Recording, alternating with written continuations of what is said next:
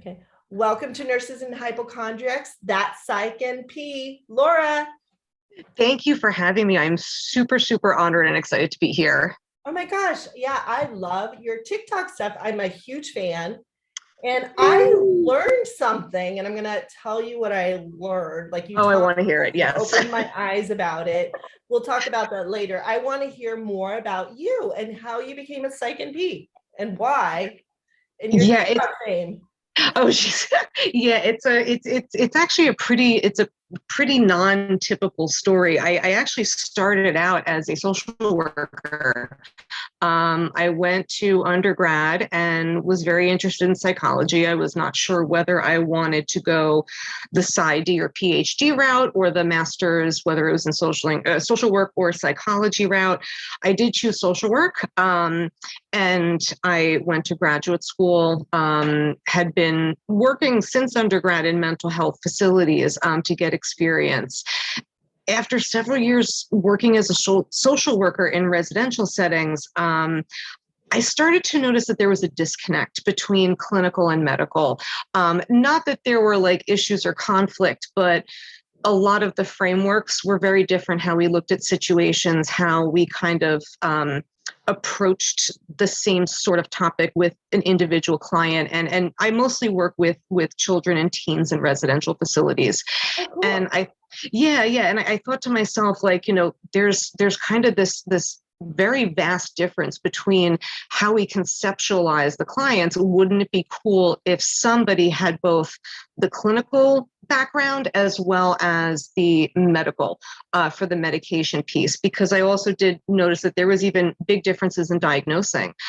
What the therapist thought was, and they're qualified to diagnose, what the therapist thought the accurate diagnosis was versus the nurse practitioner. So went back, got my RN while still working full time. Went back, then got my master's in nursing with a psych concentration, and here I am now. So I'm what I've been told is called a hybrid of a clinician, a therapist, as well as a psychiatric nurse practitioner. I love you, and so well needed right now. I mean, there's huge demand for the hybrid. Yes. And even, I mean, with telehealth coming out now, with COVID, with clinical issues becoming more and more complex, it is good to be able to draw from both. I can pull in therapeutic techniques into my sessions now with clients, which is mostly medication management, but having that clinical background and being able to help them process through something right there and then, as opposed to referring out and saying, maybe you should, go see a counselor. That's been invaluable to me Awesome. in my work with my clients. That's super cool. So tell us about your TikTok fame, which I think is awesome. Like I said, you taught me, because you told me about some of the behind the scenes drama that you're going through, which I think sucks, because I looked at your content, and I was like, I learned stuff, and I don't think it's bad. I mean, I run a media center, Rogue Nurse Media, which there's not very many media centers. More nurses need to get out there and create media. But I believe that they have to do it in a way where it's professional, because I just watched a video. I just read an article right before we jumped on about a nurse who made a TikTok after one of her patients died, allegedly. And it was kind of very dramatic. I'll have to send you the article. It's interesting. Oh, yeah, I'd love to read it. People were bashing her, which was sad. And the majority of people were non-nurses. But it was a little bit dramatic for me. I mean, because she had the Sia song, not Unbreakable, but Unstoppable, right. So she was just like, oh, now my patient died, now I have to go back and take care of more patients, which I understand from a healthcare perspective how hard that is, and how nobody gives you any psych information or help or debriefing after your patient dies. You have to just go back like it's a normal day. That's not normal for humans. Meanwhile, Google and Facebook, oh yeah, they have a psychologist there. You could go see them anytime you want, but health nurses don't get that. And we have the highest suicide rates. So Tell us about your TikTok stardom and about this situation and what you think about it. Sure. So it's still very surreal to me. I'll be honest. When I first started, I truly, and still to this day, I thought, nobody is going to want to listen to what I have to say about anything. I was convinced of it, but I had seen a lot of nurses doing content, which I didn't realize was happening. We all think it's a children's dance app before we actually get on it and look around. And I said, there's really like a need for not just mental health information, but also like breaking the stigmas. I wasn't seeing a lot of that. I wasn't seeing a lot of education regarding kind of just how do we look at mental health socially nowadays? I hear a lot of stigmatizing language in other videos, which I don't think most of the time is intended for bad reasons. But it does end up kind of perpetuating a lot of negative stereotypes. So I said, if I can kind of get on here and teach people some things, but then also let people know that there are practitioners out there, whether they are therapists or prescribers, that really do care. This is not necessarily just a job for us. We do have passion for this field.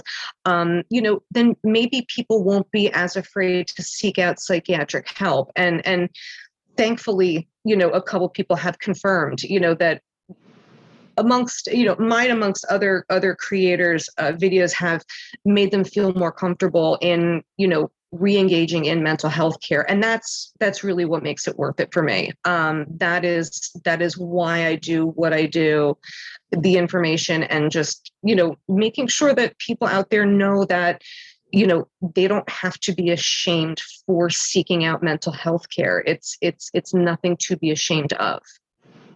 And that's so true, because I think one of men in general do not seek out mental health, and again, they have the highest suicide rates next to nurses, I think. So yeah. Oh yeah. Healthcare professionals. And unfortunately, there are, I think, a lot of reasons for that, culturally, culturally, there's a lot of things that I think prevent men from seeking out healthcare. But I was also noticing on the app too that there were a lot of, people making healthcare professionals, not just nurses, but healthcare professionals making videos that always seem, if they're making fun of the job or they're trying to make jokes, they always seem to involve psych patients or people with addictions, not cancer patients, not stroke victims, things like that. It always seems to be the butt of the joke. And that prevents people from seeking out care. There's nothing wrong with coping and having, some dark humor as nurses. We all have that, but does it have to be online? And what are the ramifications of that to the mental health field? Because the ramifications are huge, but a lot of times healthcare professionals don't understand that. It's very true. What I loved about your videos is the one video about the period app. Oh, yes. Oh my God. I, as a pediatric nurse practitioner, I refer my teen girls, my teen patients that come in that are female, to go on the period app and track their periods. Oh my gosh, you opened up my eyes. So tell us a little bit more about that, and then we'll jump into our juicy topic for today. Sure. So that kind of fell into my lap. The day before I had made the video you're referring to, which is discussing the Stardust app. My sister and I were we're doing a road trip to visit some family a couple hours away, and she said, hey, as we were talking about the Roe v. Wade situation, there's this new app that's coming out that supposedly keeps all your information safe. And I said, oh, really? She said, yeah, I'll send you the TikTok. I'll send you the video. So I looked at it and I was like, wow, this is great. And I made a video about it to kind of spread the word that they're claiming to be safe. But then surely, one of the advantages of having a bigger platform, I don't think mine is huge, but having a bigger platform is that people tag me and stuff. So I got a tag saying, wait a minute, this is not actually what what you think it is. There are a lot of sketchy things going on behind the scenes. And for people who aren't tech savvy, I am not tech savvy. Some of the language they were using is bringing a lot of questions up in terms of, can they actually keep your information safe? And sure enough, once I talked to some more people who were a little bit more tech savvy, it turns out that information in this app is not necessarily safe, and the technology they were claiming to be using hadn't been tested, hadn't been proven to keep information away from whether it's government officials or so that was I felt that was important information to put out there given the current environment, because we want people to be safe. But it's an interesting correlation because let me see, they have all these period apps, all these females are going on there and putting their personal information. They have the ovulation apps, right? People are doing that too. And all of a sudden, Roe v. Wade, and then there's this tampon shortage. Isn't that interesting? So what's going on with that?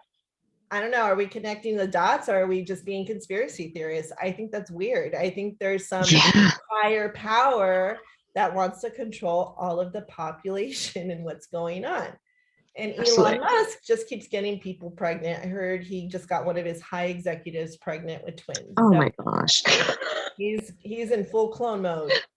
Oh my God.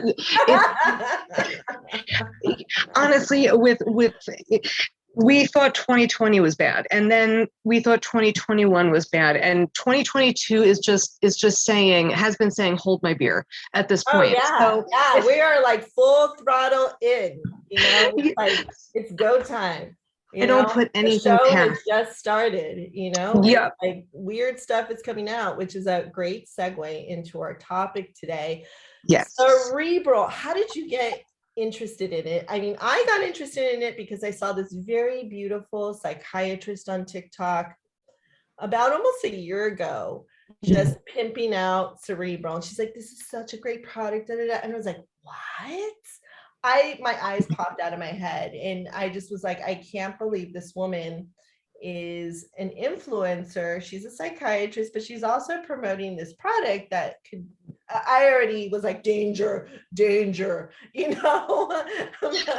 red flags were all going up, but yet she seemed like, oh, this is such a great product. And I mean, how did you get interested in it?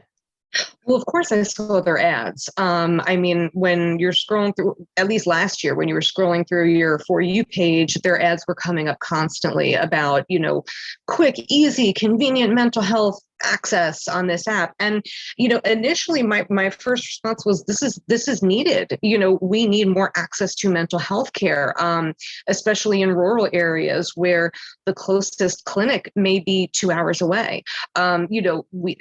I was thinking to myself, hey, this could potentially be good.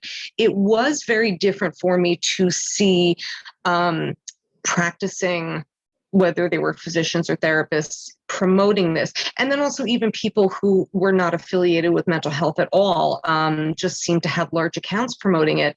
I didn't give it Simone Biles, right? She was the gymnast, correct? Yeah. Yes, she was hired as their chief impact officer, which I really think is just she's making ads for them, and she made quite a few for them.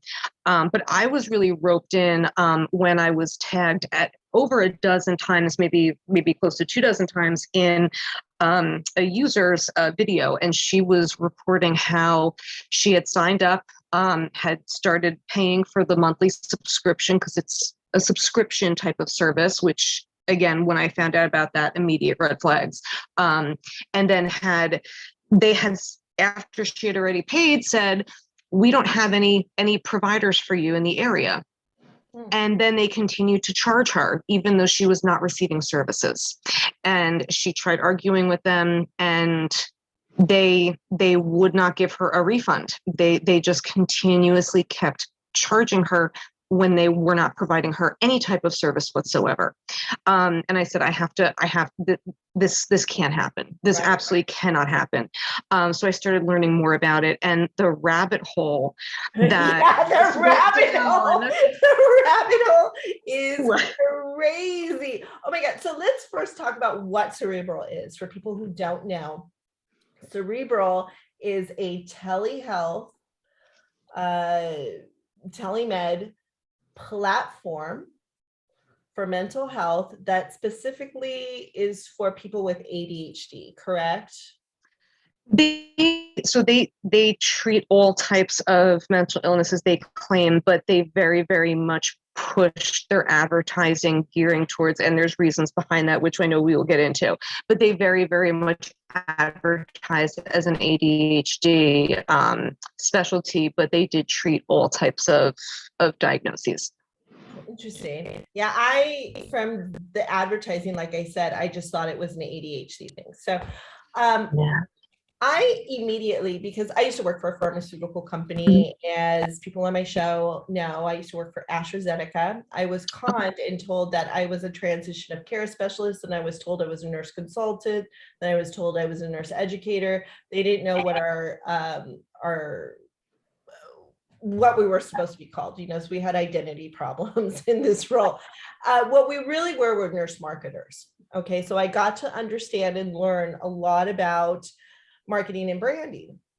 And so immediately I started to do background research on the founder, what's his name, Kyle Roberts, right? Mm-hmm. And Yes. I thought it, and in the beginning, when I looked up his LinkedIn page, I had seen that he had a bachelor's degree in history initially. Okay. And so then when I went back to do research for the show, I found out, oh, well, look at that. Now he has an MBA. That's very interesting. Because before it was just a bachelor's in history. And now no longer that bachelor in history is on his profile. What I also found interesting was back in 2012, I have his profile right here. Let me go to it. Where did it go? Oh, darn. Well, he had, oh yes, in 2012, he was with the National Economic Council in Washington, D.C., which I thought was very interesting. Both of his parents are mental health professionals, which his father is a psychiatrist and his mother is a psychoanalyst. Okay, which I thought was interesting. He also says on there he started Cerebral because he found it a hard time to find mental health issues. And there's many people who started these startups back in 2019, 2020. Okay. Right when COVID hit, they automatically launched. And I actually was dating someone who launched one in 2020. And they all say the same thing. And they're like, oh yeah, it's because I couldn't find mental health services. And that could be true. That's a great idea you're solving a problem. That's what entrepreneurship is all about. Going back to Kyle, which what I found interesting was he said he found it hard to talk to his parents about his issues. Well, I guess sure. He said he found it more easy to tell them that he was gay instead of telling them about his mental health problems. How do you tell your psychiatrist father, hey, I'm a sociopath, psychopath?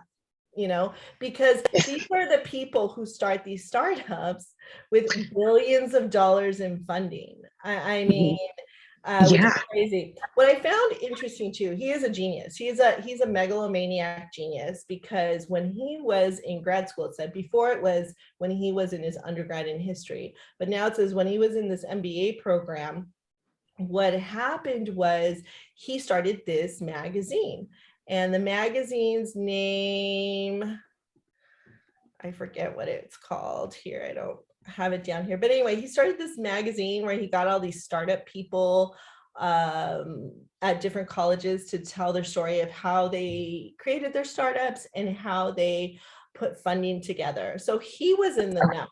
Because number one, he had done that council thing in DC. So he was already in the know with people. He knew he rubbed the right elbows. Mhm. And then he started this magazine, which he knew a lot of people. He knew which doors to open. So it was probably very easy for him. What I found interesting is he's starting this company. He has no healthcare background, but his parents are in the business, right? And you never thought that he would tell his dad, hey, I'm going to give out ADHD meds like Ritalin and whatever else. And he'd be like, oh, I don't think that's a good idea. No. I would have hoped that, having two parents in the field, that they might have been like, hold on. We gotta make sure that this is safe, that your patients are safe.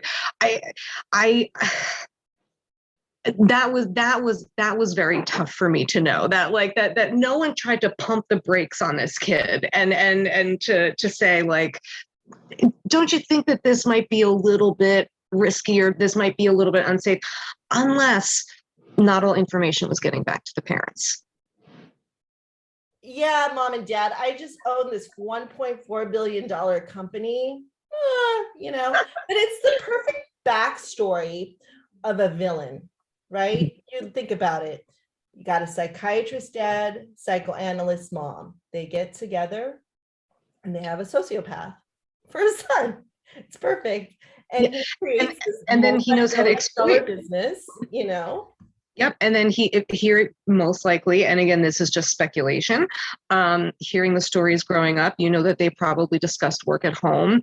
He knew how to manipulate the vulnerable, and he knew how to do that. His mom's a psychoanalyst. Mm-hmm. With zero remorse. With zero remorse, and zero. Perfect sociopath. So he knew which doors to open. He knew who to manipulate. He gets on these TV shows and gets a sob story. He makes it on Forbes 30 under 30, right? He raises, like, total, he's raised $1.4 billion. Okay, that's how much this company is worth. He had Aetna on there. He had many insurance companies. He had United Health Group, Anthem, Aetna. I mean, his funding came from SoftBank, Vision Fund, Westcamp, Axis Industries. SoftBank Vision Fund, they're out of Japan. And so they're worth 3.5 trillion yen. They lost about 27.4 billion their fiscal year. It was March 31st. So they're losing money now. I don't think they're going to be too happy about what's been going on. So you know a little bit more about, I read the LA Times or New York Times article, when was it, in May, that said that they were kicking Kyle out.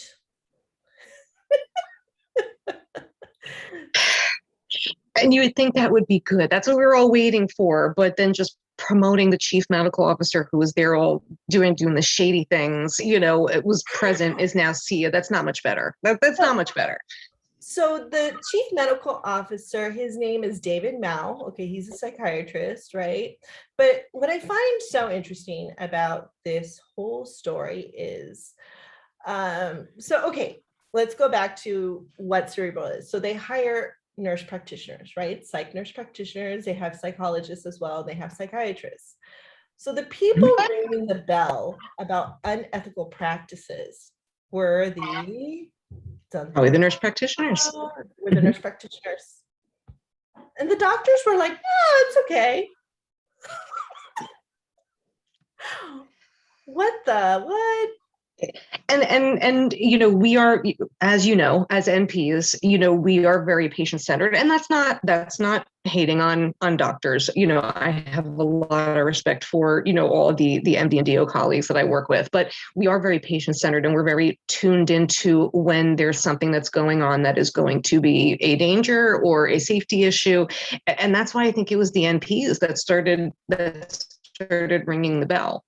Yeah, it's okay. So Cerebral received a federal subpoena May 4th related to possible violations of the Controlled Substance Act, according to the report. The law regulates the prescribing of medications that have potential for abuse and dependence, including stimulants and benzodiazepines. That's very interesting. Let me see. I have some other information. So they launched in January 2020. Yeah, they're about, its value is about 4.8 billion for cerebral, which is insane. Yeah. Insane. Okay, so I'm going to read the Controlled Substance Act. It places all substances which were in some manner regulated under existing federal law into one of 5 schedules. This placement is based upon the substance's medical use and potential for abuse and safety, dependence, liability. Okay. Yeah. So you were saying, okay, so they were prescribing these controlled substances, Schedule 2s, to patients, which are like Ritalin. Which other drugs do you know of that they were prescribing? They were prescribing the Schedule 2s, the stimulant medications, whether it's Ritalin, Adderall, specifically Adderall, was the name that would come up a lot, in terms of what was being prescribed. But, all stimulant medications, and then plus the benzodiazepines, the Xanax, Klonopin, Ativan, Valium, those are Schedule 3s. But, those were the two main ones, more so on the stimulants, because there was a lot of push in terms of advertising, because it did come out, as per, people who have worked there, as well as recent news reports, that Kyle quickly figured out that it was half as costly to advertise for ADHD, and that the retention from the patients getting the stimulant medications was better so than the patient retention from, patients who were diagnosed with depression or anxiety. So that's where he started really pushing towards his investors. We are going to really push this ADHD thing because this is where the money is. Yeah, that's insane, because and so what I read as well is that many patients were making duplicate, maybe even triplicate profiles and getting lots of meds. And then, as you said before, like, many patients who were actually having problems and actually needed this medication were not being followed up. Correct. And it's been coming out, and it's been stated in like the recent CBS News broadcast, as well as, from what people have been communicating along the way in terms of like former patients and employees. They would make multiple accounts under different names, which is why the PMP, at least we call it PMP, never picked up on this, because it was under different names, but seemingly Cerebral wasn't verifying identity, it seemed like. Right. So, it wouldn't. It's kind of hard to do online. I mean, if you're having a patient coming in clinic and seeing you, you know who that person is. And even with everything going on with abuse, where patients are drug seekers and always coming in to see certain providers, I know of certain nurse practitioners who lost their jobs because they kept writing scripts, over and over again, just because they were like, oh, whatever.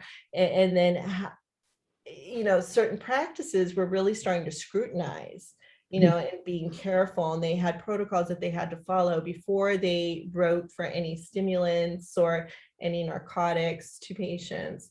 So, but here comes Cerebral, and boom, they get all this money and they're in business and they're just giving out meds like candy. Here you go. It's like Right. Kyle was Willy Wonka in a way, and his chocolate factory, Willy Wonka and his ADHD factory, his Ritalin factory, which is crazy. He's lost. I mean, ever since this all went down, many of the insurance companies have cut them off, that's another thing. So the insurance companies just jumped on board and started to, that was very bizarre for me. Yeah, and what was interesting about it is, in some communication I had with former Cerebral employees, even though they claim to have worked with insurances, quite often, even if a client had submitted their insurance information, Cerebral would not bill through the insurance. They would just Yeah, that's what I had been told by multiple former employees, that even though a patient says, "Hey, I have, let's just say Aetna, here's my insurance, here's copies of my insurance card," they would not go through the insurance. They would go through the monthly subscription, quote unquote, subscription fee that they were Like their bill charging. for their visit. Oh wow, that's so crazy. It's shady. Another thing is I read that Kyle was being very aggressive with the recruiters. I got a call. I'm a pediatric nurse practitioner. I just got a call and I talked to the recruiter and I was like, listen, I'm not a psych pediatric nurse practitioner. I have prescribed Ritalin before. And I could do it, but it seems a little risky. One of the clinics, I worked at a federally qualified clinic, and we had one specific doctor who would we called him the ADHD doctor because we would send them all to him because he knew all these kids and he had ADHD himself. So he was such a great educator, Mhm. and he could really help them more than we could. And so with this whole thing, I told them, I go, listen, I could do 0 to 21. It's up to you. They're like, okay, we'll get back to you. Like, they don't even know who they're looking for, right? They just No. needed a hot body that had this degree to jump on and to do, to be their monkey and to pop out these pills for these people. It's a good thing they found it quickly, not like the whole narcotic scandal with Purdue and the fifth vital sign, which was ridiculous, and how Purdue got everybody hooked on narcs. Mhm. And so this seems like the same thing. I mean, and we've seen it happen with that Martin Schreckle guy and the EpiPens, how he just came on board. And then we also saw it with Elizabeth Holmes. I mean, I did a parody podcast with an actress being Elizabeth Holmes, which is very funny. And that's another one. Like, people just believe her. I mean, I'm sorry, is someone with no healthcare background. That's always my skeptical when they have no healthcare background and they just stopped going to college. I almost think these types of people, like even maybe Kyle, are just fronts for bigger people. Yeah, and it was really about the money for Kyle. He saw what this could be in terms of the amount of people coming in, seemingly, that were willing to you know pay whatever subscription fee he set forth to receive services. And a lot of people were seeking services because they truly needed them. Right. Most of Cerebral's patients were people who truly needed services and who really actually needed the support, but because of their sketchy practices, they were not able to hold psych providers. They were not able to hold enough specialists who had experience in psych to fulfill their the amount of patients they were taking on. I have plenty of reports from people who were recruited as trying to recruit FNPs, emergency room doctors, emergency room MD. Let me know that Anybody with a prescription pad and a D number. degree. Yep. But that's, and I think that also too speaks very much to how people very often misunderstand mental health. It's like it's not just like a fluff specialty. It is not just a, oh well type thing. There a lot of things can and did go wrong with Cerebral, and people who didn't have the experience hurting people landing up in the hospital, because if it was a psych prescriber that was working with them, they would have never prescribed the medications that these patients were prescribed, which landed them in the hospital with like psychotic breaks. Oh my God. That is so Yes. scary. That's almost like, and we did a ketamine episode when there were a lot of ketamine clinics popping up. I don't see them as much anymore. I'm not hearing about them. I haven't really done research in that area, but a couple of years ago, a lot of them were popping up. And the problem with those were the follow-up. These patients were supposed to be following up with their mental health practitioners, and a lot of them were not. The ones who were doing ketamine the right way actually had a psychiatrist there, or actually had a mental health provider there who could follow them up, but they were kind of just left to the winds, and who knows what was happening. And they were having a lot of psychotic breaks and mental health issues as well. Right. And it's dangerous. Really, yeah, definitely. So, I mean, I'm just like perplexed at how Dr. Mao jumped on. They had True Pill that also jumped on, which was their online pharmacy that they were getting prescriptions from. I mean, for me, even if I write, like the other day, I wrote a Tylenol prescription for 1.0 mil for a newborn, for like a 4-month-old, and it's supposed to be 1.5 mils. Okay. And the pharmacist called me, and that's only Tylenol. Oh, didn't you mean 1.5? And I go, no, just give 1.0. I don't like to give that much Tylenol out to these little ones, but right. It's so you would get calls about that. Yeah. So this is very bizarre to me. I mean, if I write something, the remote list wrong, I get a call, boom, immediately. If because I work in many different areas, if they don't know my DEA, if they've never seen me before, who are you? They'll call me up. Who are you?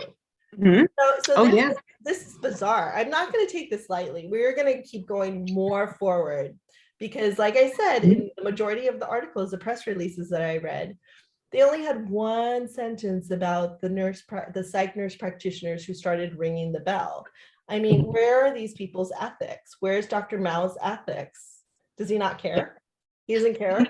I think, and again, pure speculation on my part, I think he's paid enough not to care.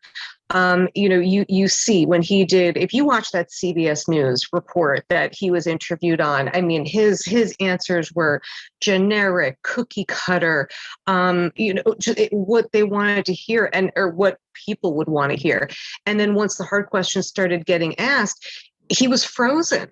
He just knows how to vomit and regurgitate what people want to hear. He needs to be interviewed by a clinician, by somebody with mental health experience, because I'll be honest, and I said this in my video, I'd eat him alive.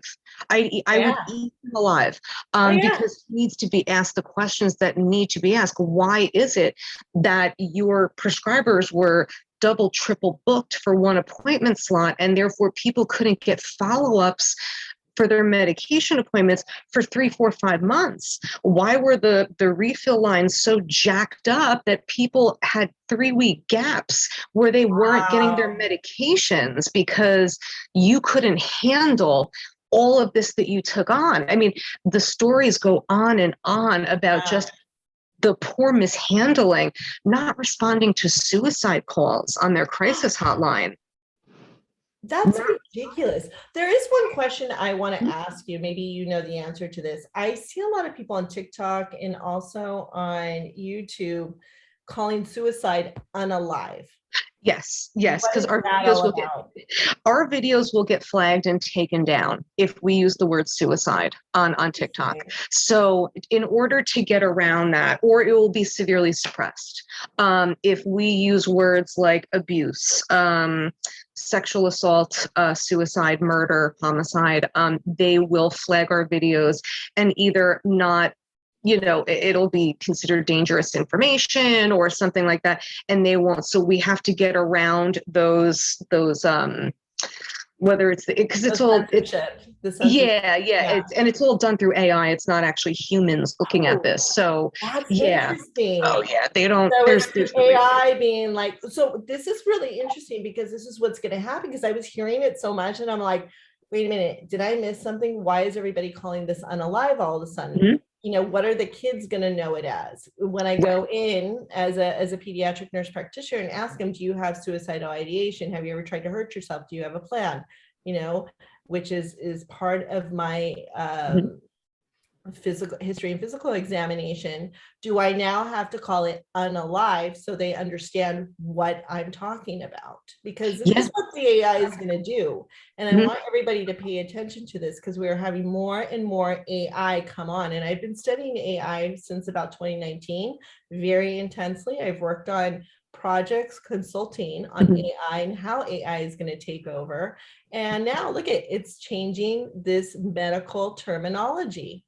Which is 20 bad. plus in another year, they're going to start telling us we can no longer say suicide. We're going to have to say unalive. And it's ridiculous. It sounds ridiculous. It's going to happen. Watch. Yeah. Oh yeah. I've I'm had, predicting it. I'm yeah. predicting it because this is what AI does. And that will impact care in the way that it's important for us to use correct terms, especially with kids, especially when we're doing these assessments, because if we start skirting around and using other words, it looks like we're afraid to ask about it. So we need to be asking, in the correct way, because it shows that, we're not like, do you want to unalive yourself? Like it, then the kid says, uh-oh. I know, it's like, do you want to unalive yourself? Yeah. It's like, I can't talk about it, I can't talk about this. I want to make it more of an open discussion. I mean, it's ridiculous. But the majority of my patients, if I ask them, where do you get your healthcare information? Before I jumped on TikTok and started telling stories, my patients were all telling me, oh, I get my healthcare information from TikTok and Instagram. Well, And if you watch TikTok enough, I've done experiments on myself where all of a sudden I start getting a lot of anxiety. I'm like, oh my God, there's 50 million opinions. I feel like I'm the hypochondriac now, which I'm just like everything and anything is wrong with me. I'm a bad person. Doesn't make you feel good, and especially the tactics people use because they're trying to be entertaining, and they will just shout at you and be aggressive, and that's all energy, which is wild. But anyway, and the misinformation gets promoted while the real information is suppressed. Right. And even healthcare practitioners are not all there. Mm-hmm. But anyway, well, Laura, that's Psych NP. This has been such a fun and informational podcast on Cerebral. Let me know where they can find you. Sure. So my TikTok handle is thatpsychnp. That is also my Twitter handle, even though it's a baby account. And on Instagram, which you can also access through my TikTok, it's that_psych_NP.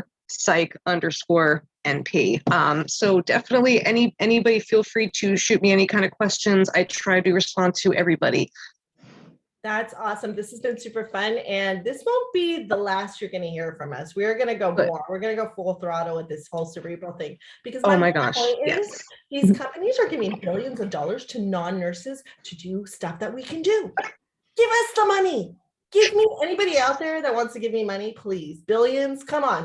If you want to, if anybody out there about healing the world, we will make a new mental health or telehealth app that actually is run by clinicians, that actually puts the patient first and will be safe. Thank you so much. All right. Thank you so much. Oh my gosh, it's been fun. Totally fun. Yes. All right. We will be in touch. Thank you. Yes, definitely. Till next time, nurses and hypochondriacs. Bye-bye.